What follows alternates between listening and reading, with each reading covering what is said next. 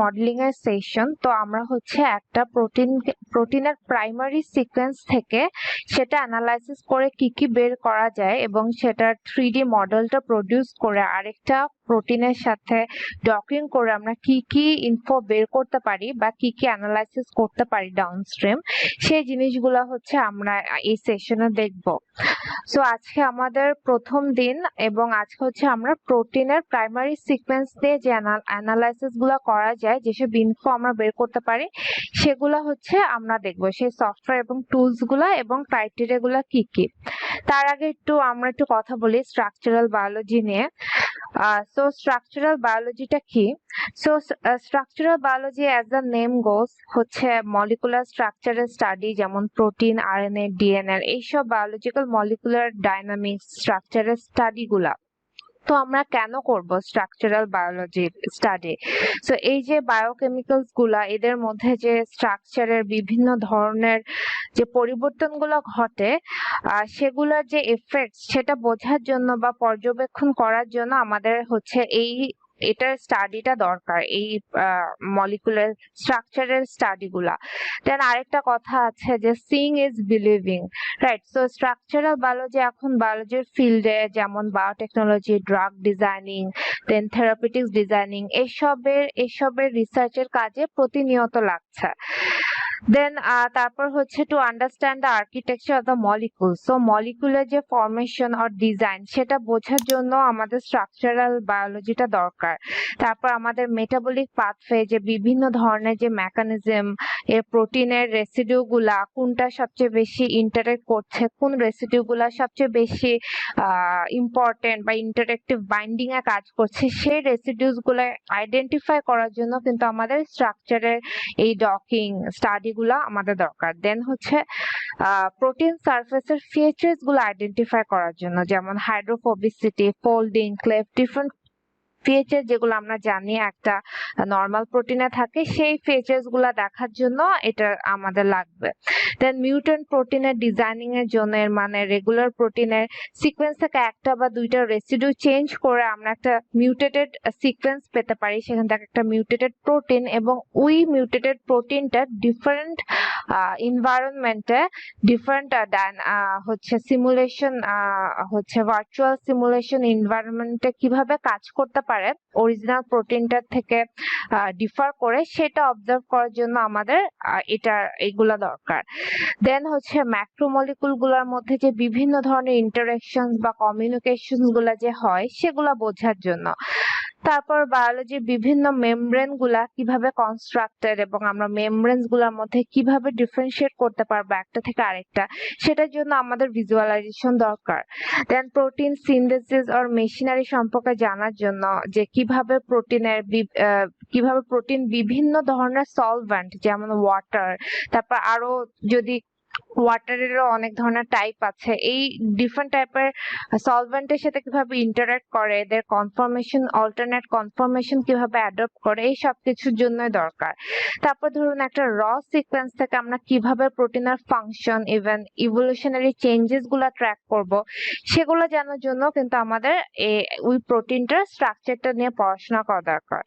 So structure, তো এখন structural বায়োলজির বিভিন্ন টেকনিক্স গুলো আমরা একটু দেখি, যেসব প্রিভেলিং টেকনিক্স গুলো আছে তার মধ্যে আছে হচ্ছে আমাদের এক্স-রে ক্রিস্টালোগ্রাফি, যেখানে প্রায় 90% প্রোটিনের স্ট্রাকচার হচ্ছে ডিটেক্ট করা হয়, মানে আমাদের পিডিবি ব্যাংকে যেখানে প্রোটিনের 3D স্ট্রাকচার গুলা সাবমিটেড জমা থাকে, ওই স্ট্রাকচার গুলার মধ্যে 90% হচ্ছে আমাদের এক্স-রে ক্রিস্টালোগ্রাফি, এই প্রসেসটা দিয়ে আমাদের বের করা 3D স্ট্রাকচারটা।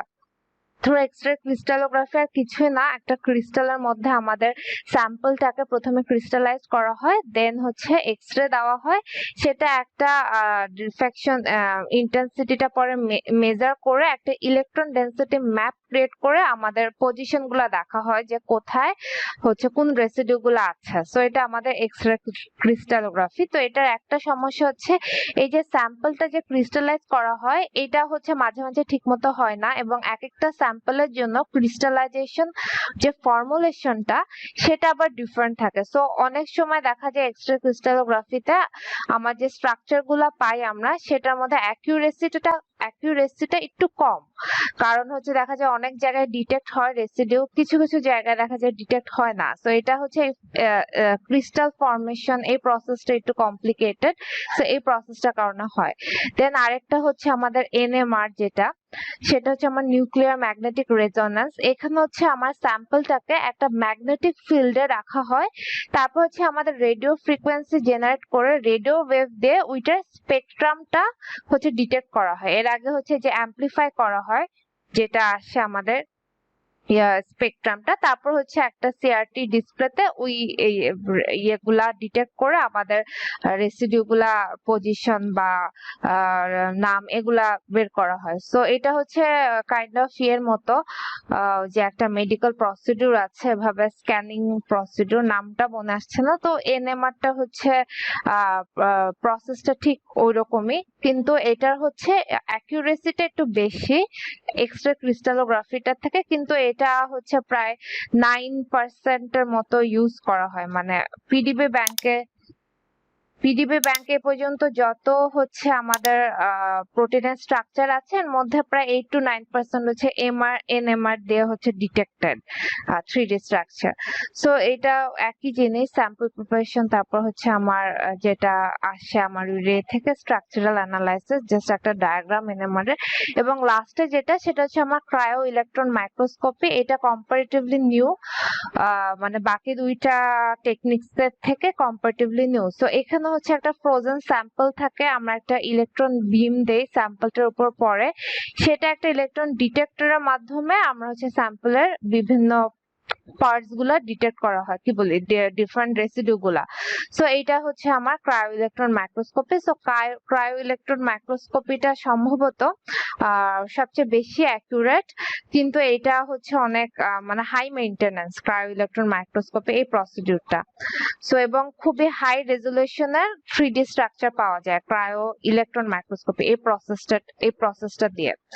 সো এটা জাস্ট প্রসেসটার একটা diagram cryo electron microscopy. So এটা হচ্ছে টোটাল আমার যে পিডিবি ব্যাংকে আমাদের যত 3D স্ট্রাকচার পর্যন্ত আছে প্রোটিনে, সেটা জাস্ট একটা পার্সেন্টেজের ডিস্ট্রিবিউশন। 89% হচ্ছে আমার এক্স রে ক্রিস্টালোগ্রাফি দিয়ে করা, 8% আমার এনএমআর দিয়ে, 2.5% আমার ক্রায়ো ইলেকট্রন মাইক্রোস্কোপি এটা দিয়ে।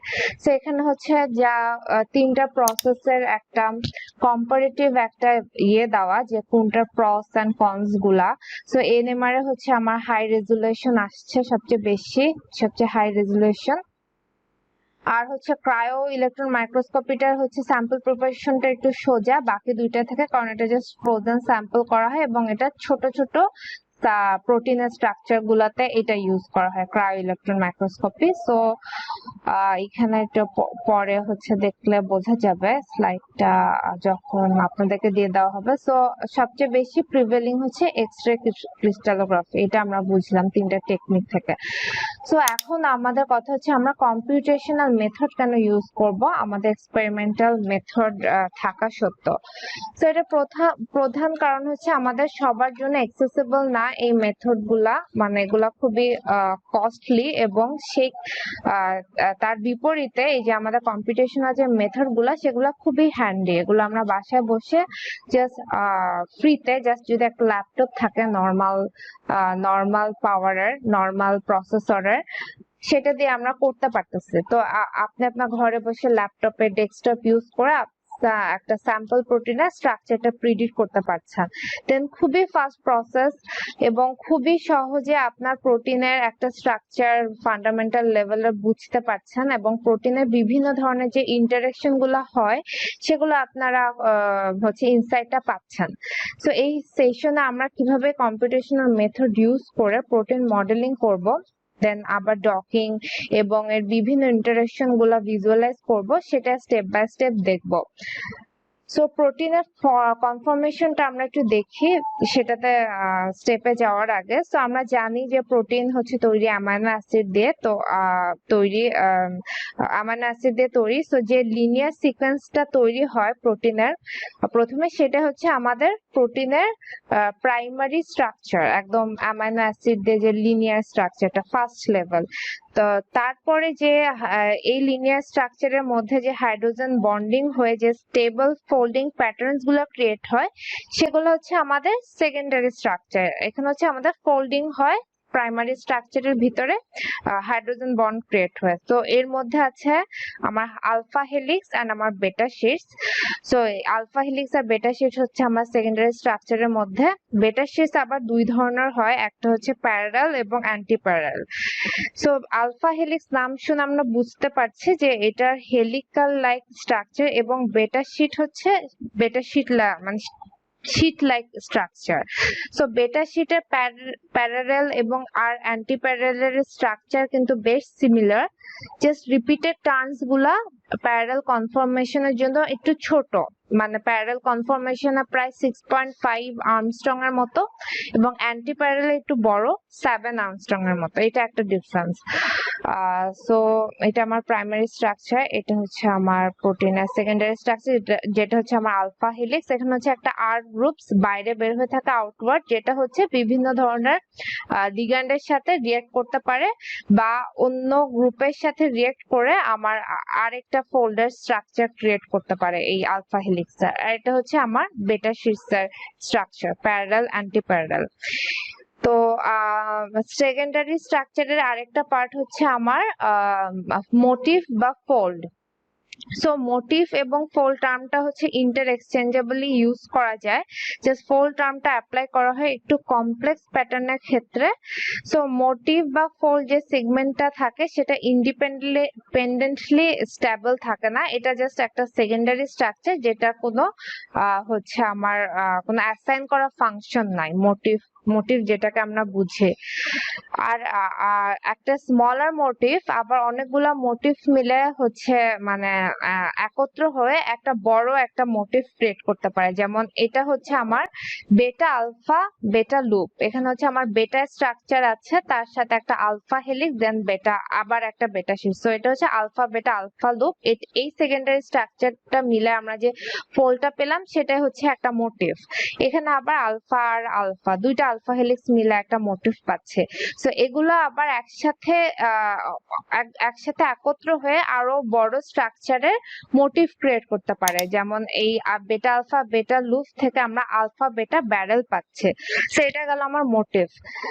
দেন আসছে হচ্ছে আমার ডোমেইন। সো ডোমেইনে হচ্ছে আমার সেকেন্ড স্ট্রাকচারের একটা পার্ট, শুধুমাত্র ডিফারেন্স হচ্ছে মোটিফের কোনো ইন্ডিপেন্ডেন্ট ফাংশন থাকে না। এটা যদি প্রোটিন থেকে, পুরা প্রোটিনটা থেকে যদি আলাদা হয়ে যায়, এটা একা একা এক্সিস্ট নাও করতে পারে আমার সেলে বা এনভায়রনমেন্টাল কন্ডিশন, এটা ডিগ্রেড হয়ে যেতে পারে।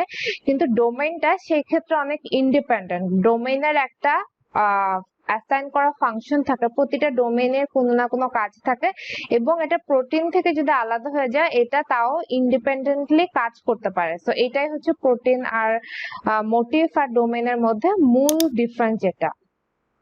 সো এটা গেল আমার সেকেন্ডারি স্ট্রাকচারের দুইটা পার্ট, আলফা শিট বেটা শিট, সেখান থেকে আমার মোটিভ হয় ডোমেইন হয়। দেন হচ্ছে এটা আমাদের জাস্ট প্রোটিন একটা রিজন যেখানে আমার সিগন্যাল পেপটাইড থাকতে পারে। তো আমরা জানি সিগন্যাল পেপটাইড থাকে কিছু কিছু প্রোটিনে, যেটা হচ্ছে প্রোটিনটাকে সেল থেকে বাইরে নিয়ে যায়, প্রোটিন পিউরিফিকেশনে কাজ করে, তারপর আবার নতুন প্রোটিন ফরমেশনেও হেল্প করে সিগন্যাল পেপটাইডটা। তো এটা আমরা দেখবো সিগন্যাল পেপটাইড যখন আসবে, যখন খুঁজে বের করবো আমরা আমাদের সিকোয়েন্সের মধ্যে। দেন হচ্ছে এই যে সেকেন্ডারি স্ট্রাকচারের গুলোর মধ্যে বিভিন্ন ধরনের ইন্টারেকশন হয়ে, যেমন hydrophobic interaction, disulphide interaction, hydrogen bond create হয়ে, hydrophilic interaction, ionic bond create হয়ে আরো কমপ্লেক্স একটা স্ট্রাকচার হয়, যেটা হচ্ছে আমাদের ফাইনাল স্ট্রাকচার, টারশারি লেভেলের স্ট্রাকচার বা 3D স্ট্রাকচার যেটা ক্রিয়েট হয়। সো এখানে অনেক ধরনের বন্ড থাকে, যেমন হাইড্রোফোবিক ইন্টারেকশনটা হচ্ছে আমার প্রোটিনের স্টেবিলিটিটা দেয়, আমাদের প্রোটিনটা কতটুকু স্টেবল সেটা সেটা আমরা হাইড্রোফোবিক ইন্টারেকশনস এর নাম্বার দেখে বুঝতে পারি।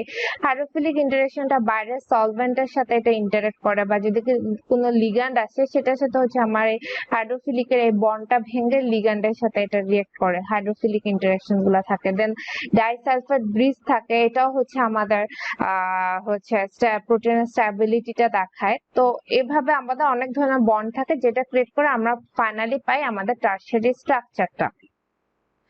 তো আমাদের প্রোটিন স্ট্রাকচার নিয়ে আমরা ব্রিফিং এ গেলাম, ব্রিফিংটা আমাদের কমপ্লিট। সো আমরা আমাদের প্রোটিন স্ট্রাকচারের ডিফারেন্ট পার্টস গুলো দেখলাম। এখন হচ্ছে আমরা একটা জিন নিয়ে প্রোটিনের সিকোয়েন্স নিয়ে আমরা এই কাজগুলো করব। প্রাইমারি সিকোয়েন্স থেকে আস্তে আস্তে আস্তে আস্তে আমরা হচ্ছে টারশিয়ারি লেভেল পর্যন্ত যাব। এবং আমরা যে প্রোটিনটা নিয়ে আজকে কাজ করব সেটা হচ্ছে আমাদের XA21 একটা জিন, রাইসের জিন। সো এটার কোনো 3D স্ট্রাকচার নাই।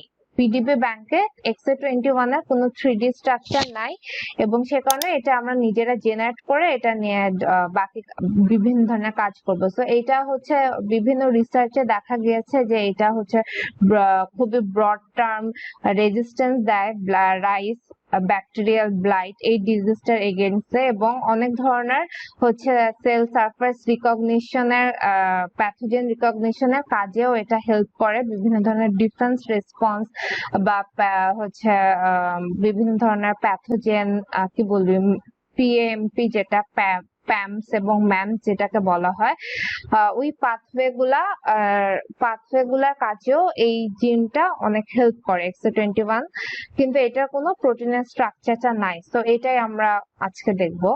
সো এটাই লেখার যেটা বললাম যে এটা যে হচ্ছে আমার রেজিস্ট্যান্স দেয়, এবং যে স্পিসিস রাইসের যে ভ্যারাইটিটার এগেইনস্ট এটা কনফার করে সেটা হচ্ছে জ্যানথোমাস অরাইজা। এবং এটাতে দেখা গিয়েছে যে এটাতে একটা প্রোটিন মোটিভ একটোডোমেন আছে এবং একটা সিরিন থ্রিওনাইন কাইনেজ লাইক ডোমেন এটার মধ্যে আছে। সো আমরা তাহলে একটু আমাদের সিকোয়েন্সটা প্রথমে আমাদের রিট্রিভ করি, আমাদের যে প্রাইমারি অ্যামাইনো অ্যাসিড সিকোয়েন্সটা। তো সেটার জন্য আমরা